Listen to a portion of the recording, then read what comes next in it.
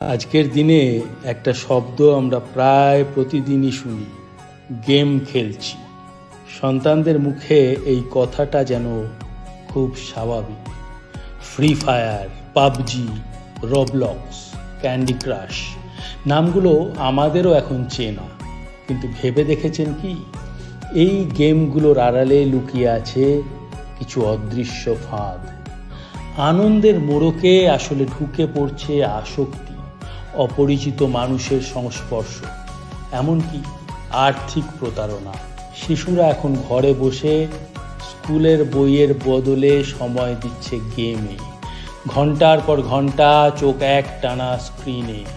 ঘুম কমে যাচ্ছে, মনোযোগ হারিয়ে যাচ্ছে, মেজাজ চড়া হয়ে উঠছে।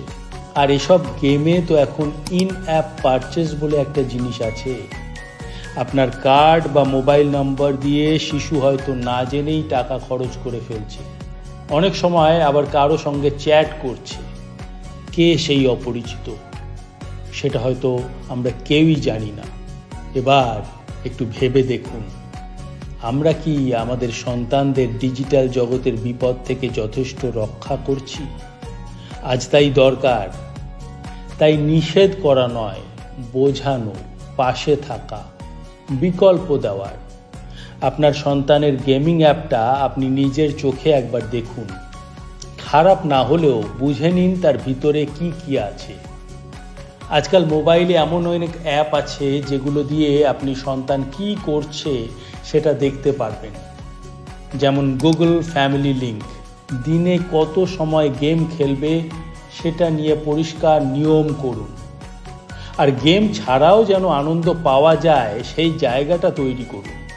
আঁকা, গল্প বলা, খেলার মাঠ সবই দরকার।